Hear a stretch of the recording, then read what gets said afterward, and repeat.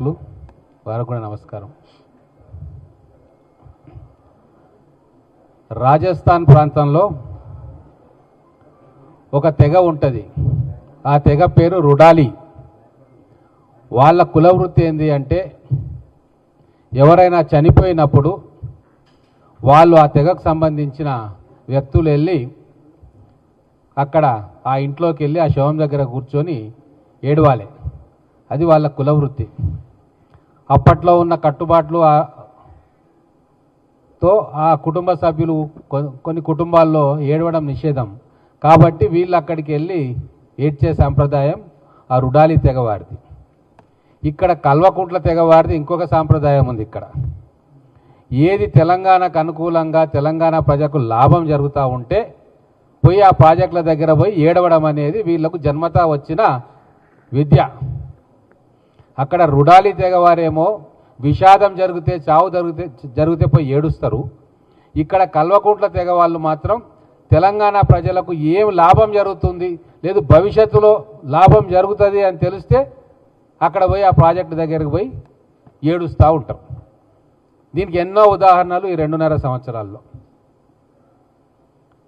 మేము మంచి future city కడతామయ్యా బాబు, భవిష్యత్తు తెలంగాణ యువతకు అక్కడ ఉద్యోగాలు వస్తాయి, ఫార్చ్యూన్ 500 కంపెనీలు వస్తే మేము కట్టనీయమని చెప్పి పోయి ఏడుస్తాం.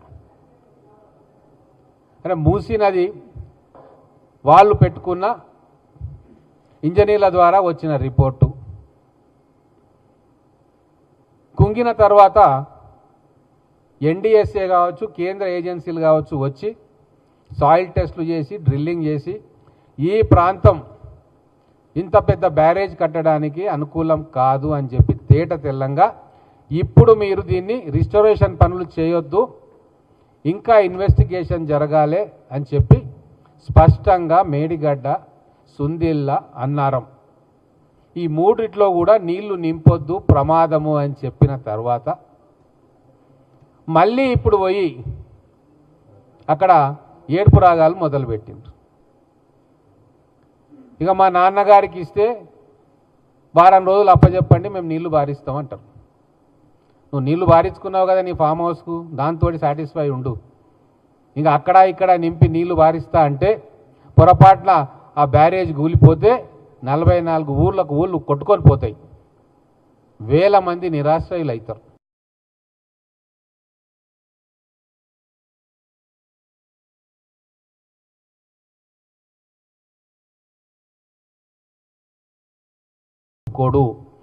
మీకు స్వార్థం ఉండొచ్చు, అధికారం పోయింది కుర్చీ దిగినమన్న దుగ్ధ మీకు ఉండొచ్చు, మళ్ళా తొందరగా ఎక్కుదామన్న ఆలోచన కూడా మీకు ఉండొచ్చు. కానీ మా కాంగ్రెస్ ప్రభుత్వానికి అట్లా లేదు. ప్రాజెక్టులు కడుతుంది, నిదానంగానే కడుతుంది. ఎందుకంటే పటిష్టంగా కట్టాలి, గట్టి పునాది మీద కట్టాలి అని చెప్పి నాగార్జున సాగర్ నిదానంగానే కట్టినాం, పోచంపాడు నిదానంగానే కట్టినాం, శ్రీశైలం నిదానంగానే కట్టినాం. అన్ని టెక్నికల్ అంశాలు పరిశీలన చేసి ఇంజనీర్ల సూచనల మేరకు కట్టినాం తప్ప మీలాగా మీ కుటుంబంలోనే ఒక డాక్టర్ అయిపోతాడు, ఒకరు ఇంజనీర్ అయిపోతాడు, సమయాన్ని బట్టి ఆ వేషం వేసే పగటి వేషగాళ్ళ కుటుంబం మీది. నాకు ఇంకా గుర్తుంది, ఆ రోజు మొత్తం తెలంగాణ ప్రజలు పడిపడి నవ్వుకున్నారు మీ అజ్ఞానానికి. కేసీఆర్ గారు అసెంబ్లీ సాక్షిగా మాట్లాడిండు కరోనా సమయంలో, ఈ కోవిడ్ లేదు గీవిడ్ లేదు పారాసిటమాల్ వేస్తే తగ్గిపోతుంది అని చెప్పి మాకు డాక్టర్ చెప్పిండు. 32 డిగ్రీల సెంటీగ్రేడ్లో కోవిడ్ కాలిపోతుంది, ఆ వైరస్ అనేది చచ్చిపోతుంది అని చెప్పి అసెంబ్లీ వేదికగా చెప్పిన ఘనులు మీరు అందరూ. ఏ తలకు మాసినోడు మీకు ఏం చెప్తాడో, మీ బుర్రకు అది ఏం ఎక్కుతుందో, అది ఏం అర్థం చేసుకుంటాయో మీ బుర్రలు, అది వచ్చి ప్రజలకు చెప్తారు. ప్రజలు వెర్రివాళ్ళు అనుకుంటున్నారు మీరు ప్రతిసారి. అయ్యా ప్రజలు మీరు గొప్ప పని చేసిండ్రు అని అనుకుంటే మళ్ళొకసారి మీకు అధికారం ఇచ్చేటోళ్ళు. బండకేసి కొట్టిండ్రు రాజకీయంగా, కేసీఆర్నే ఓడగొట్టిండ్రు అంటే అర్థం చేసుకోండి. ఛాలెంజ్ల మీద ఛాలెంజ్ చేస్తున్నారు మీరిద్దరు, హరీష్ రావు గారు, కేటీఆర్ గారు. ఆ రోజు మహారాష్ట్రకు కేసీఆర్ మీరందరూ వెళ్ళింది నిజం కాదా? ఆ రోజు చర్చలు సఫలీకృతమైనవి. ఒప్పుకున్నది మహారాష్ట్ర అని చెప్పింది మీరు కాదా? రాజ్భవన్లో దావత్ చేసుకున్నది మీరు కాదా? మీ కుటుంబ సభ్యులు కాదా? రేవంత్ రెడ్డి గారు కూడా అదే మాట అన్నారు. ఆ రోజు మహారాష్ట్రతోటి ఒప్పందం జరిగింది, దాదాపుగా 150 టీఎంసీలకు ఒప్పుకున్నారు అని చెప్పి కేసీఆర్ గారు స్వయంగా ప్రకటించారు. మీరు 150కు ఒప్పుకున్న వాళ్ళను ఆ రోజు కేంద్రం కూడా మీకు అనుకూలంగా ఉండే, మీరు బీజేపీకి బీ పార్టీగా ఆ రోజు ఉన్నారు. నరేంద్ర మోడీ గారి ప్రాపకం కోసం అష్ట కష్టాలు పడుతున్న సమయం అది.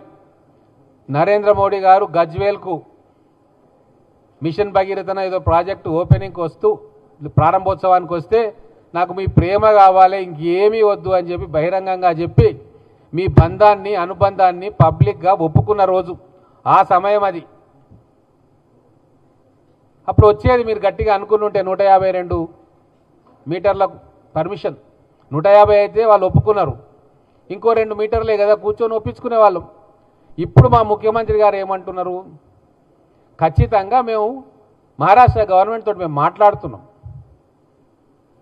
పర్మిషన్స్ తీసుకొస్తాం, మహారాష్ట్రలో ముంపు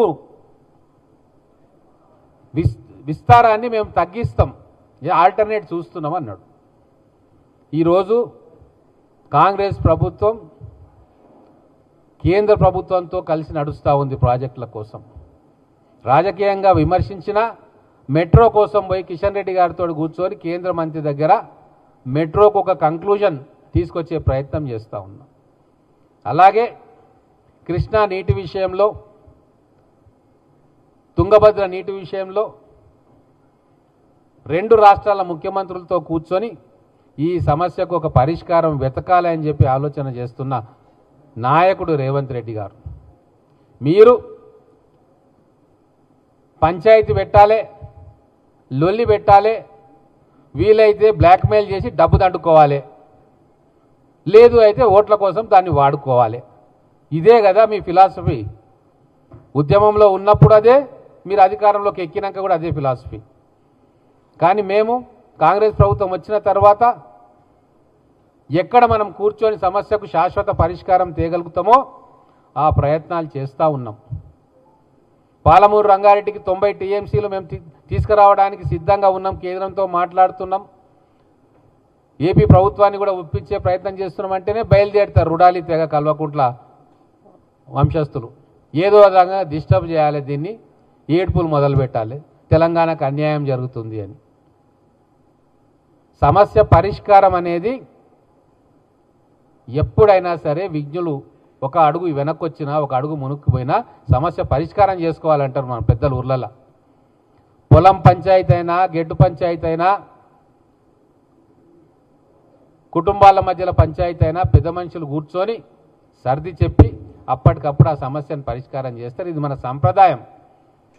₹1 ఒకరికి తక్కువ అవుతుందా, ₹1 ఎక్కువ అవుతుందా పక్కన పెడితే భవిష్యత్తులో అందరూ కలిసి సుఖంగా ఉండాలి అనే ఒక భావన తెలంగాణలో కూడా 9.5 సంవత్సరాలుగా మీరు ఏ సమస్య కూడా పరిష్కారం చూపించలే.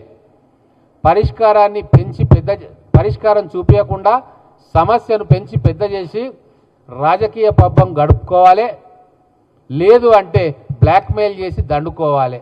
ఇదే మీ పొలిటికల్ ఫిలాసఫీగా మాకు అర్థమవుతా ఉంది. అందుకే హరీష్ రావు గారు ఎన్నిసార్లు రాజీనామా చేస్తా అన్నా ఆయనకు బాగా ఉబలాటం ఉన్నట్టుంది, రాజీనామా చేసి బీజేపీలోకి పోవాలని చెప్పి. చేసుకొని ఆయన ఊకే రుడాలి తెగల్లాగా ఊకే కారణాలు ఎందుకు వెతుక్కుంటావు? నీకు అర్థమైపోయి ఉండొచ్చు ఇప్పటిదాకా. రేపు ఏదైనా సరే ఆ పార్టీ పగ్గాలు మా బావమరిదికి ఇస్తాడు, నాకు ఇయ్యడు అని చెప్పి నీకు రూఢి అయిపోయింది కాబట్టి రంధ్రాన్వేషణ చేస్తూ ఉన్నావు. నేను ఛాలెంజ్ చేస్తున్న కేటీఆర్కు, హరీష్ రావుకి. అంటే ముఖ్యమంత్రి గారి మీద విరుచుకుపడతారు కదా,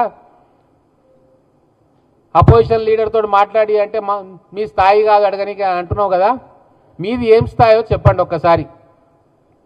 ఒక ఆయన్నేమో కేసీఆర్ చూసుకున్న సిద్దిపేట మీద బలవంతంగా కూర్చొని ఎమ్మెల్యే అయ్యిండు. ఆయన సొంత నియోజకవర్గం కాదు, ఆయన అక్కడ రాజకీయ జీవితం ప్రారంభించలే, వాళ్ళ మామ పెట్టిన భిక్ష.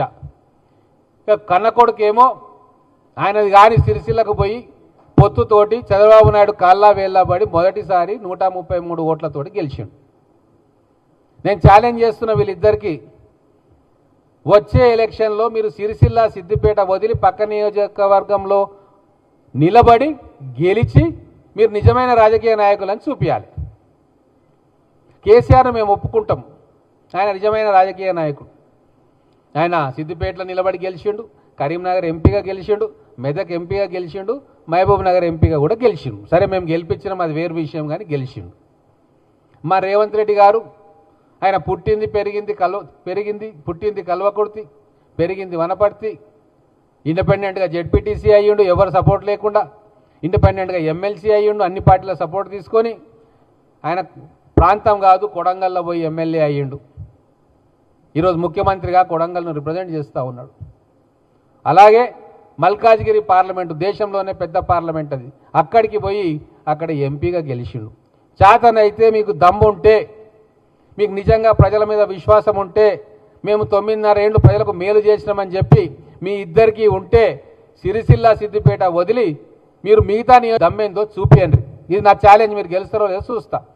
మా రేవంత్ రెడ్డి గారు ఆ పని చేసిండు. కేసీఆర్ అడుగుజాడలో మీరు నడవండి. నిజంగా ఆయన కుర్చీ కావాలి, ఆయన పవర్ కావాలనుకుంటే మీరు ఆయన తీర్చిదిద్దిన నియోజకవర్గాలను నిజమైన కార్యకర్తకు ఇచ్చే అసలు గెలిచి మీరు ఎమ్మెల్యేలు అయితే జరుగుతూ ఉంది. రాద్ధాంతం చేస్తున్నారు. మరి కేసీఆర్ గారు కదా, అందుకే ఓపెన్ మీరు కన్విన్స్ చేస్తే 3 సంవత్సరాలు మొత్తం ప్రాజెక్టులు, ఆ కాళేశ్వరం సంబంధించిన ప్రాజెక్టుల నిర్వహణ బాధ్యత మీకు అధికారికంగా బదిలీ చేస్తాం, చేసి చూపి అని చెప్పి ఇంత ఓపెన్ ఛాలెంజ్ చేస్తున్నాడు. మీరు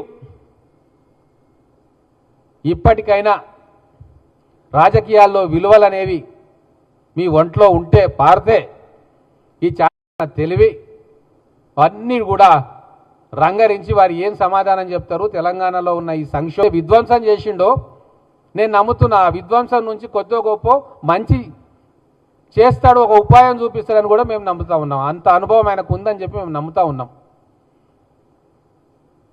మరి వాళ్ళ మనవడికి ఇబ్బంది అయింది, తాతగారు చాలా ప్రేమతోటి వచ్చిన, చాలా సంతోషం. ఏ కుటుంబంలోనైనా తాతకు మనవడి మీద ప్రేమ ఉంటుంది, మానవ సంబంధాలు అవి ఉండాల్సిందే. మరి ఇంతమందికి ఇబ్బంది